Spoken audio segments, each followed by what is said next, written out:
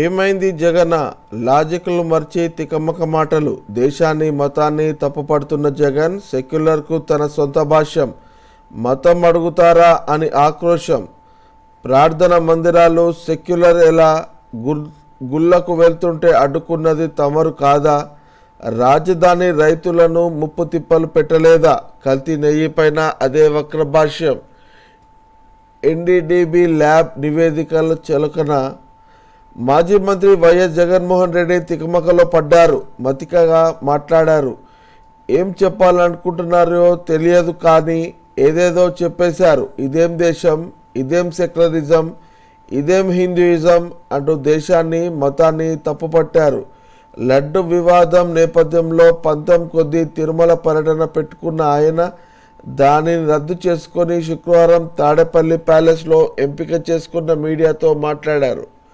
తిరుమల లడ్డు తయారీకి ఉపయోగించిన నెయ్యి కల్తీతో తనకు సంబంధం లేదని చెప్పుకుంటే సరిపోయేది. కానీ కల్తీని సమర్థించుకునేందుకు నానా తిప్పలు పడ్డారు. పైగా సున్నితమైన మత సంప్రదాయాలు, ఆలయ నిబంధనలు తప్పుపట్టేలా మాట్లాడారు. దేవాలయాలకు వెళ్ళే వాళ్ళను మతం అడగడమా? మనం ఎలాంటి దేశంలో నివసిస్తున్నాం అంటూ ఒక వార్త ఇక్కడ చూడవచ్చు. ఇదేం దేశం, ఇదేం హిందూయిజం, దర్శనానికి వెళ్తే డిక్లరేషన్ అడుగుతారా? ఎలాంటి లౌకికవాదం ఇది? 4 గోడల మధ్య బైబిల్ చదువుతా, బయట హిందూ ముస్లిం మతాలను గౌరవిస్తా. మాజీ సీఎం అయినా నన్నే మతం అడిగితే సామాన్యులు ఎస్సీ ఎస్టీల పరిస్థితి ఏంటి? నా మతం మానవత్వం అని రాసుకోండి. లడ్డుపై బాబు అన్ని అబద్ధాలే. దానిని డైవర్ట్ చేయడానికి డిక్లరేషన్. తిరుమలలో కల్తీ నెయ్యి వాడలేదు అంటున్న జగన్. వెంకన్నపై విశ్వాసం లేదు తేల్చి చెప్పిన వైఎస్ జగన్. డిక్లరేషన్ ఇచ్చేందుకు అహం అడ్డు. అదే నెపంతో తిరుమల పర్యటన రద్దు. తనను అడ్డుకుంటారంటూ గగ్గోలు అంటూ ఒక వార్తను చూడవచ్చు. ఇక వెళ్ళొద్దని మేం చెప్పలేమా? వెళ్ళొద్దని మేం చెప్పామా? తాను సీఎంగా ఉండగా డిక్లరేషన్ అడగలేదని జగన్ వాదించడం సరికాదు. నువ్వు ముఖ్యమంత్రి పదవిలో ఉన్నావు కాబట్టి అడగలేదు. బయట ఎక్కడి నుంచి నువ్వు తెచ్చిపెట్టిన అధికారి అక్కడ ఉన్నాడు కాబట్టి ఆ రోజు నిన్ను అడగలేదు. సాకులు వెతుక్కొని జగన్ తిరుమల వెళ్ళకపోతే మేమేం చేస్తాం అంటున్న చంద్రబాబు. ఆయనకు నోటీసులు ఇస్తే చూపించమనండి. అబద్ధాలు చెప్పి ప్రజలను మభ్యపెడతారా? డిక్లరేషన్ ఇవ్వడం ఇష్టం లేక మానేశారు. నాడు ఇవ్వలేదు కాబట్టి నేడు ఇవ్వననడం పద్ధత. ఒక్కసారి ధిక్కరించామని మళ్ళీ చేస్తారా? సాంప్రదాయాలను ఎవరైనా పాటించాల్సిందే. పాటించనంటూ రౌడీజం చేస్తారా? నెయ్యిలో కల్తీ నిజమని ల్యాబ్ తేల్చింది. దానిని మేం బయటపెట్టకుండా వేరే విధంగా బయటకు వస్తే పరిస్థితి ఏంటి? దేవుడు మమ్మల్ని క్షమిస్తాడా? సీఎం తిరుమల వెళ్ళవద్దని మాజీ సీఎం జగన్కు తామెవరం చెప్పలేదని ముఖ్యమంత్రి చంద్రబాబు అన్నారు.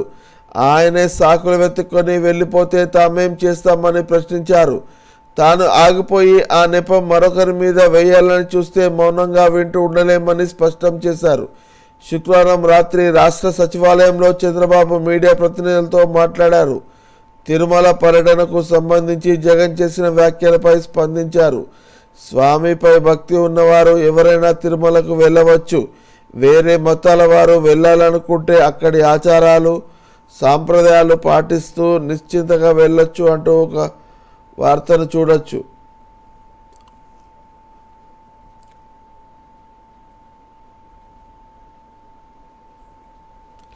ఇక సచివాలయంలో రిజిస్ట్రేషన్ల నిలిపివేత.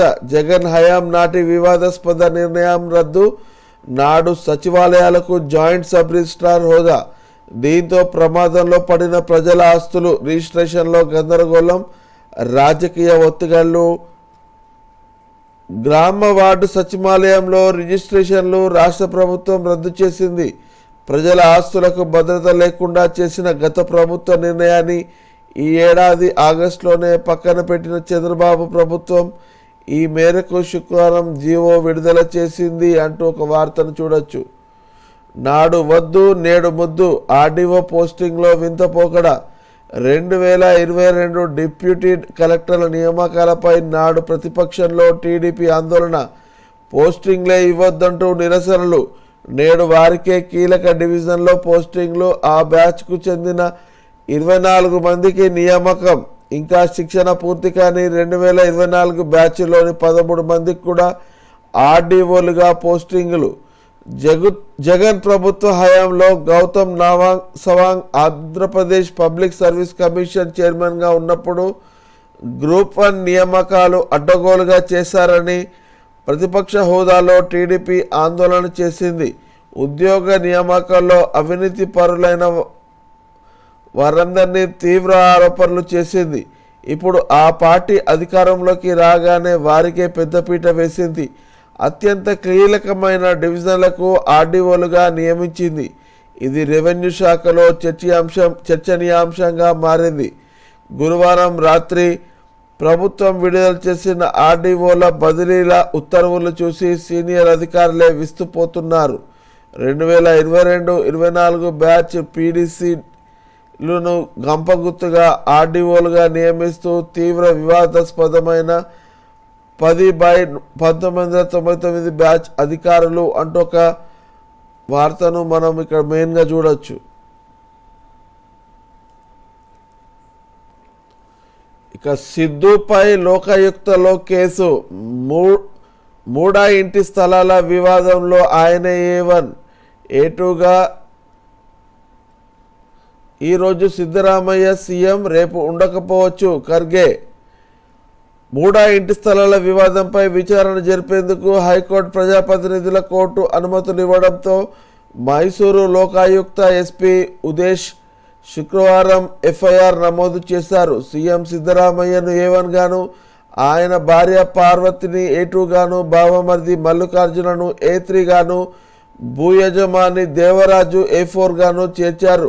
A5గా ఇతరులను పేర్కొన్నారు అంటూ ఒక వార్తని ఇక్కడ చూడొచ్చు. గడ్కరీ నోట మళ్ళీ ప్రధాని మాట. తనకు వచ్చిన ప్రధానమంత్రి పదవి అవకాశాల గురించి కేంద్ర మంత్రి నితిన్ గడ్కరీ మరోసారి మాట్లాడారు. లోక్సభ ఎన్నికల ముందు తర్వాత విపక్షాల నుంచి చాలాసార్లు ఈ ఆఫర్లు వచ్చాయని పునరుద్ఘాటించారు. గురువారం ఇండియా టుడే కాన్క్లేవ్లో ఆయన మాట్లాడుతూ ఎన్నికలకు ముందే గాక తర్వాత కూడా తనకు ప్రధాని పదవి ఇవ్వజూపారని చెప్పారు. జూన్లో ఎన్నికల ఫలితం తర్వాత ప్రధాని పదవి ఇస్తామని ఆఫర్ వచ్చింది అని అడగగా గడ్కరీ జవాబు దాటేశారు అంటూ ఒక వార్త చూడవచ్చు. ఇక కేరళలో మంకీ పాక్స్ కేసు.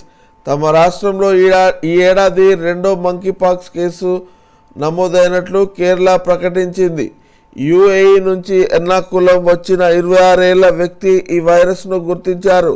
అతడి రక్త నమూనాలు పూణేలో వైరాలజీ ఇన్స్టిట్యూట్కి పంపారు. దీంతో అది ప్రాణాంతకర క్లేడ్ 1B వైరస్ లేక క్లేడ్ 2B వైరస్గా అన్నది తేలనుంది. హర్యానాలోని హిస్సార్కు చెందిన యువకుడిలో ఈ ఏడాది తొలి ఎంపాక్స్ వైరస్ను గుర్తించారు.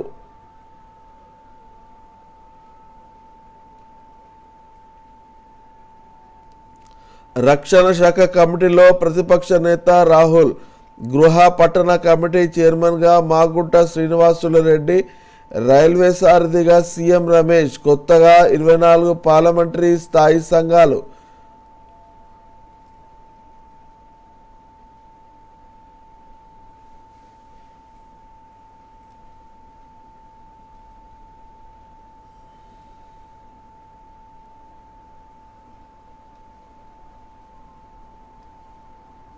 పర్యాటకానికి పరిశ్రమ హోదా. పర్యాటకం శాంతి నినాదంతో ప్రత్యేక పాలసీ. ఈ సెక్టార్కు రాయితీలు, ప్రోత్సాహకాలు. హోటళ్లకు రాత్రి 12 గంటల వరకు అనుమతులు. సంఘ విద్రోహ కార్యకలాపాలు చేస్తే అదే చివరి రోజు. రాష్ట్రంలో 4 ఐకానిక్ పర్యాటక ప్రాజెక్టుల అభివృద్ధి. ప్రపంచ పర్యాటక దినోత్సవంలో సీఎం చంద్రబాబు అంటూ వార్త ఇక్కడ చూడొచ్చు. పర్యాటక రంగాన్ని కూడా పరిశ్రమగా గుర్తించి పారిశ్రామిక హోదా కల్పిస్తాం. పారిశ్రామిక రంగానికి ఇచ్చే ప్రోత్సాహకాలు, రాయితీలు పర్యాటక రంగానికి వర్తింపజేస్తామని సీఎం చంద్రబాబు అన్నారు. ఇక పాఠశాలలో మౌలిక సదుపాయాలపై దృష్టి, వచ్చేడాది నుంచి ఇంటర్ పరీక్షల్లో మార్పులు, 3 నుంచి బడులకు దసరా సెలవులు. విద్యాశాఖ సమీక్షలో మంత్రి నారా లోకేష్ పాఠశాలలో మౌలిక సదుపాయాలు కల్పనపై దృష్టి పెట్టాలని అధికారులను మంత్రి నారా లోకేష్ ఆదేశించారు. ముందుగా పాఠశాల భవనాల్లో లీకులు లేకుండా చూడాలని, బెంచీలు ఏర్పాటు చేయాలని, త్రాగునీరు మరుగుదొడ్లు ఖచ్చితంగా ఉండాలని స్పష్టం చేశారు అంటూ వార్త చూడొచ్చు.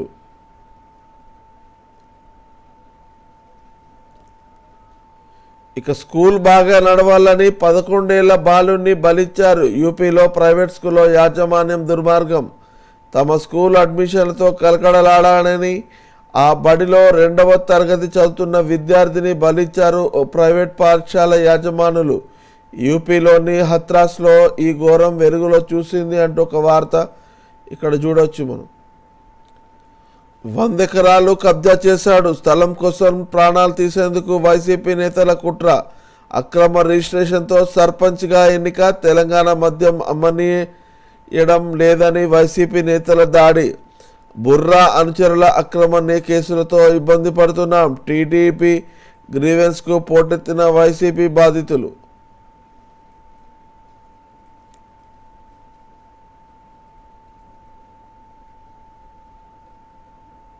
ఇక సమ్మె విరమించిన పిహెచ్సి వైద్యులు.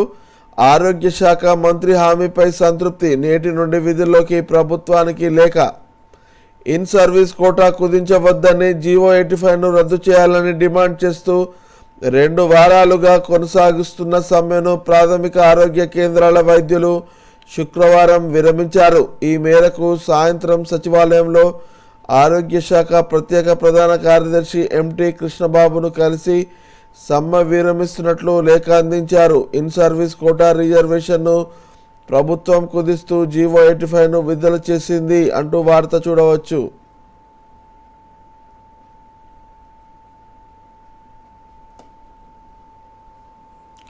"48 గంటల్లో పాస్పోర్ట్లు సరెండర్ చేయండి. విచారణకు ఎప్పుడు పిలిచినా వెళ్ళాలి, సహకరించాలి." టీడీపీ ఆఫీస్పై దాడి కేసులో వైసీపీ నేతలకు సుప్రీం ఆదేశం.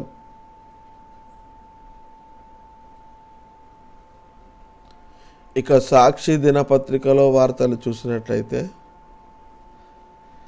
కల్తీ బాబు సృష్టే. శ్రీవారి లడ్డుల తయారీలో కల్తీ నెయ్యిని అసలు వాడనే లేదని టీటీడీ ఈవో అత్యంత స్పష్టంగా చెప్పిన నీచ రాజకీయం ఉన్నావు. సీఎం చంద్రబాబుపై నిప్పులు చెరిగిన వైఎస్ జగన్.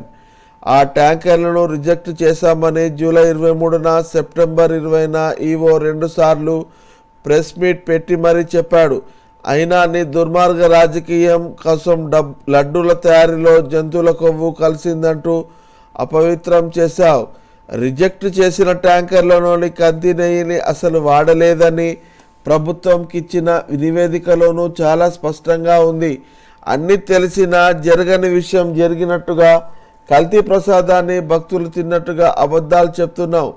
తిరుమల పవిత్రతను, ప్రసాదాన్ని నీ రాజకీయం కోసం అపవిత్రం చేశావు. నా తిరుమల పర్యటనకు అనుమతి లేదని నోటిఫికేషన్లు ఇస్తావు, మళ్ళీ అదేమీ లేదని బుకాయిస్తావు. నా పర్యటనను అడ్డుకోవడానికి పక్క రాష్ట్రాల నుంచి బీజేపీ వాళ్ళను రప్పిస్తావు.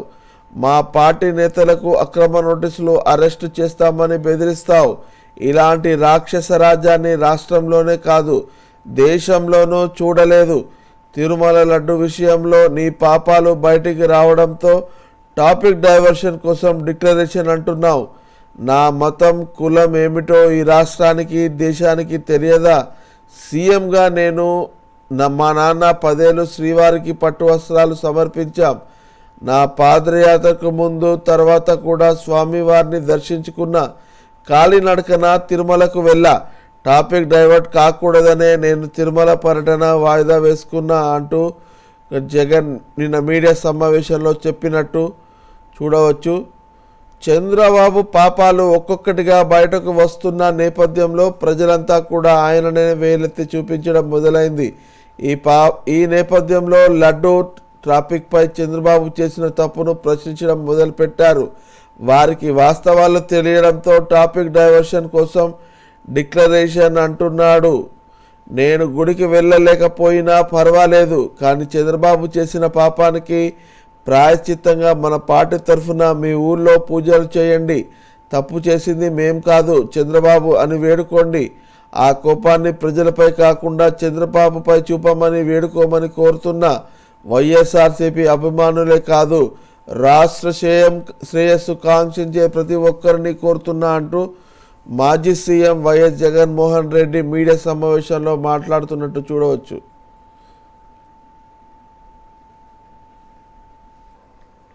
ఇక అన్ని పొలిటికల్ బదిలీలే. ఉద్యోగుల బదిలీల కోసం 1,00,000కు పైగా సిఫారసు లేఖలు, ఎమ్మెల్యేల లేఖలు ఉన్నవారికే బదిలీలు చేయాలన్న ఉన్నతాధికారులకు ఆదేశాలు. కొన్ని జిల్లాల్లో 5 నుండి 7,000 వరకు లేఖలిచ్చిన ఎమ్మెల్యేలు. ప్రతి ఎమ్మెల్యే 150 నుండి 200కి పైగా లేఖలు. ముడుపులు కులమే ప్రాతిపదికన లేఖలిస్తున్న నేతలు గ్రామ స్థాయి నుంచి మండల స్థాయి వరకు ఇదే తీరు. తహసీల్దార్ అయినా జూనియర్ అసిస్టెంట్ అయినా ఎమ్మెల్యే చెప్పాల్సిందే.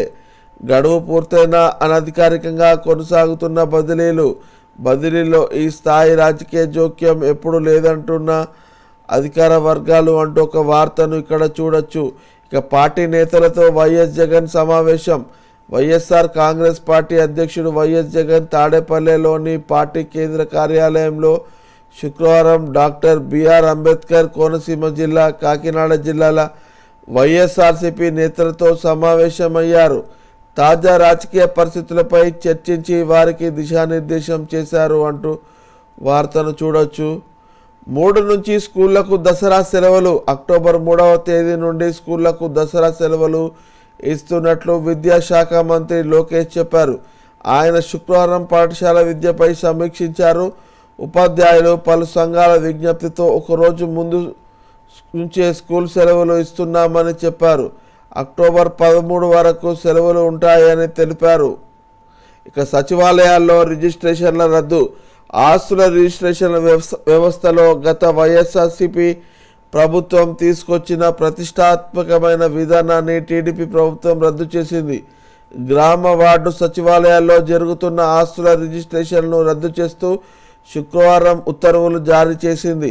గత వైఎస్ఆర్సీపీ ప్రభుత్వంలో రిజిస్ట్రేషన్ వ్యవస్థలను ప్రభుత్వం గ్రామ స్థాయికి తీసుకెళ్లింది. రిజిస్ట్రేషన్ కోసం సబ్ రిజిస్ట్రార్ కార్యాలయానికి వెళ్లకుండా గ్రామ సచివాలయంలోనూ ఆ సౌకర్యాన్ని అందుబాటులోకి తెచ్చింది. భూముల సర్వే పూర్తి చేసిన గ్రామాల్లోని సచివాలయాల్లో రిజిస్ట్రేషన్లను సేవలను ప్రారంభించింది అంటూ వార్త చూడవచ్చు.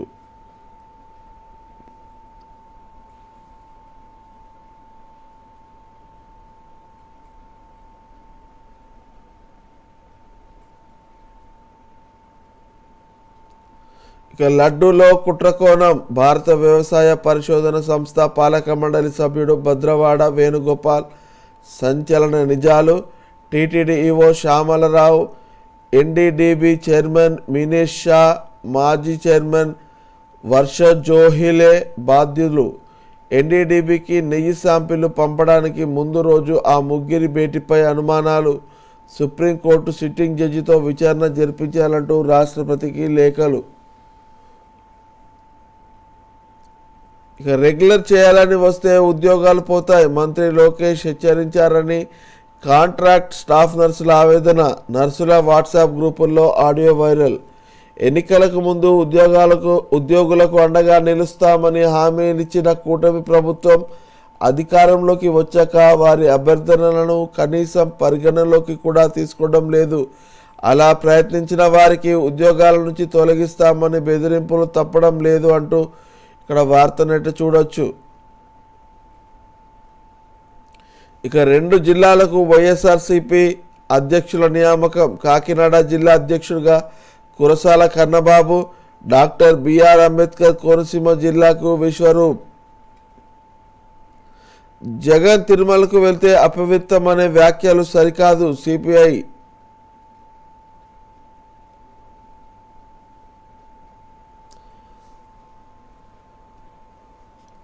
పర్యాటక రంగానికి ఇండస్ట్రీ హోదా, ముఖ్యమంత్రి చంద్రబాబు ప్రకటన. ఆ నెయ్యి ఎక్కడ వాడారు అన్నది అప్రస్తుతం. తిరుపతి లడ్డూలో కల్తీపై తప్పించుకునేందుకు సీఎం చంద్రబాబు ప్రయత్నం. కల్తీపై వాస్తవాలను వైఎస్ జగన్ ప్రజల ముందుంచడంతో కంగుతిన్న బాబు. ఏఆర్ డైరీ ట్యాంకర్లు 4 వినియోగించామన్న బాబు. వాడిన నెయ్యి కల్తీదా అని అడిగితే ఆ తర్వాత జరిగింది కదా అంటూ బుకాయింపు. వైఎస్ జగన్ పట్ల అవహేళనగా వ్యాఖ్యలు అంటూ వాక్య చూడొచ్చు. ఇక ఈనాడు పత్రికలో ఈరోజు వార్తలను అయితే చూద్దాం. జగన్ను తిరుమల వెళ్ళొద్దని ఎవరన్నారు? డిక్లరేషన్ ఇవ్వడం ఇష్టం లేక ఆయన వెళ్ళలేదు, పైగా నోటీసులు ఇచ్చారంటూ అసత్య ప్రచారమా? ముఖ్యమంత్రి చంద్రబాబు ధ్వజం. బైబిల్ చదువుతానని జగనే అంగీకరించారు. అన్యమతస్థులెవరూ శ్రీవారి దర్శనానికి వెళ్ళిన నిబంధనలు పాటించాల్సిందే. ఏఆర్ డైరీ ఫుడ్స్ నుంచి వచ్చిన 4 ట్యాంకర్ల నెయ్యి ప్రసాదాల్లో వాడారు. ఆ తర్వాత వచ్చిన నెయ్యినే పరీక్షలకు పంపారు. అందులో కల్తీ జరిగిందని తేల్చడంతో తిప్పి పంపారని స్పష్టీకరణ. ఇక ఢిల్లీ కంటోన్మెంట్లో దాక్కున్న వెంకటరెడ్డి 2.5 నెలలుగా అక్కడే మకాం. సిమ్ కార్డులు తీసేసి ఫోన్లు స్విచ్ ఆఫ్ చేసేసి పట్టుబడకుండా ఎత్తుగడలు. ఆచూకీ పసిగట్టి ఏసీబీ ఢిల్లీ వెళ్లే లోపే హైదరాబాద్కు రాక శంషాబాద్ రిసార్ట్లో అదనపులోకి తీసుకున్న ఏసీబీ. అక్టోబర్ 10 వరకు రిమాండ్. గనుల శాఖ మాజీ డైరెక్టర్ వెంకటరెడ్డి వైద్య పరీక్షల కోసం విజయవాడ ప్రభుత్వ ఆసుపత్రికి తీసుకొస్తున్న ఏసీబీ అధికారులు అంటూ ఒక వార్త చూడొచ్చు. ఇక విశాఖ ఉక్కుకు ఊపిరి. సెయిల్లో విలీనం చేసే యోచనలో కేంద్రం. స్టీలు ప్లాంటు మనుగడకు అదే ప్రత్యామ్నాయమని భావన. కూటమి ప్రభుత్వం చొరవతో కార్మికుల పోరాటానికి ఫలితం. ఆంధ్రుల హక్కుగా ఖ్యాతిగాంచిన విశాఖ ఉక్కు పరిశ్రమ ఊపిరి పోసేందుకు కేంద్రం అడుగులు వేస్తుంది. ప్రభుత్వ రంగ సంస్థ అయిన స్టీల్ అథారిటీ ఆఫ్ ఇండియా లిమిటెడ్లో విశాఖ ఉక్కును విలీనం చేస్తే అంశాన్ని క్షుణ్ణంగా పరిశీలిస్తుంది. ప్లాంట్ మనుగడకు ఇదే సరైన ప్రత్యామ్నాయంగా భావిస్తుండటంతో సెయిల్లో విలీనం దాదాపు ఖరారయ్యే అవకాశాలు కల్పిస్తున్నాయి. 2 బ్లాస్ట్ ఫర్నేసులు మూతపడి ఆర్థిక కష్టాలతో కొట్టుమిట్టాడుతున్న ప్లాంట్ను తిరిగి పూర్తిస్థాయి సామర్థ్యంతో నడిపేలా ప్రణాళిక రూపొందిస్తున్నారు.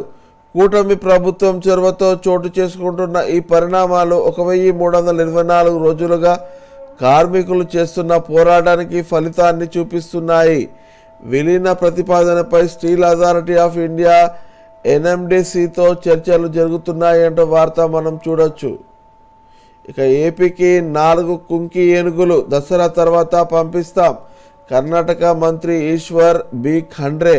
ఏపీలో వాటికి శిబిరాలు ఏర్పాటు. ఉప ముఖ్యమంత్రి పవన్. ఇరు రాష్ట్రాల అటవీ శాఖల మధ్య 6 అంశాలపై ఒప్పందం అంటూ ఇక్కడ న్యూస్ కనబడుతుంది.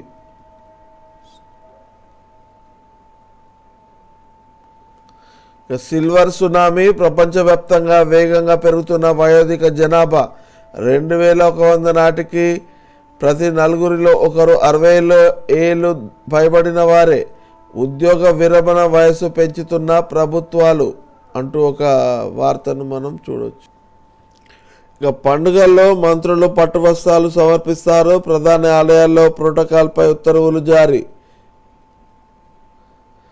ఇంటర్మీడియట్ విద్యార్థులకు ప్రోగ్రెస్ కార్డులు. ప్రభుత్వ ఎయిడెడ్ జూనియర్ కళాశాలలో చదువుతున్న విద్యార్థులకు పాఠశాలల్లో ఇచ్చినట్లే ప్రోగ్రెస్ కార్డులు ఇవ్వాలని ఇంటర్మీడియట్ విద్యా డైరెక్టర్ కృతికా శుక్లా ఆదేశించారు. కార్డు నమూనాను కళాశాలలకు పంపించారు.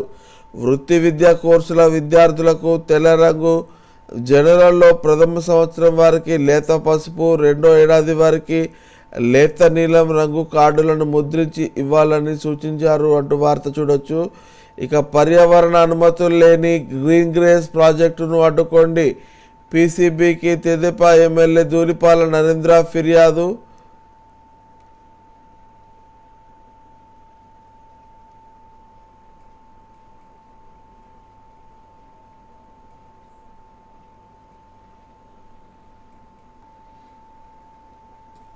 వచ్చే ఏడాది నుండి 6 బడుల విధానం రద్దు. 3, 4, 5 తరగతుల విలీనం నిలిపివేత. ప్రాథమిక ఉన్నత పాఠశాలలు ఉండేలా చర్యలు. బదిలీలు, పదోన్నతులకు వేరువేరుగా చట్టాలు. వైకాపా ప్రభుత్వం హయాంలో సర్వనాశనం చేసిన పాఠశాల విద్యా వ్యవస్థను గాడిన పెట్టేందుకు రాష్ట్ర ప్రభుత్వం ఉపక్రమించింది. వచ్చే విద్యా సంవత్సరం నుండి అనేక సంస్కరణలు తీసుకురానుందంటూ ఒక వార్త కనబడుతుంది. ఇక హాజరు నమోదు చేయకుంటే సమాచార కమిషనర్లకు జీతం నిలుపుదల. రాష్ట్ర సమాచార కమిషన్లో వివాదం, సూపరింటెండెంట్తో పలువురి వాగ్వాదం. పీజీ మెడికల్ సీట్లకు దరఖాస్తు ఆహ్వానం. ప్రస్తుత విద్యా సంవత్సరానికి రాష్ట్రంలోని ఆంధ్ర ఎస్వి వర్సిటీ పరిధిలో 35 వైద్య కళాశాలలో పీజీ, ఎండి, ఎంఎస్ కోర్సుల కన్వీనర్, యాజమాన్య కోటా సీట్ల భర్తీకి విజయవాడ ఎన్టీఆర్ ఆరోగ్య విశ్వవిద్యాలయం వేర్వేరు నోటిఫికేషన్లు విడుదల చేసింది అంటూ వార్తను మనం చూడవచ్చు.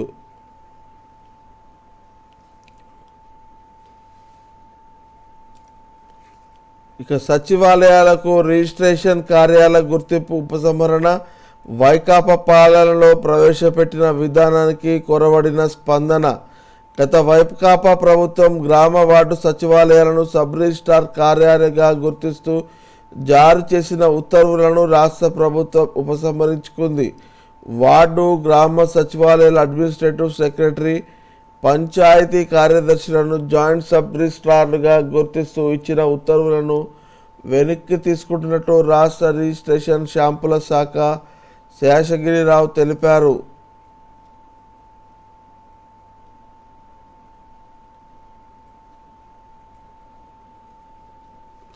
ఇక డేటా కేంద్రాలకు ప్రత్యేక పాలసీ కసరత్తు చేస్తున్న ప్రభుత్వం. ఐటీ అనుబంధ రంగాల పాలసీలపై సమీక్షించిన చంద్రబాబు అంటూ ఒక వార్తను చూడొచ్చు.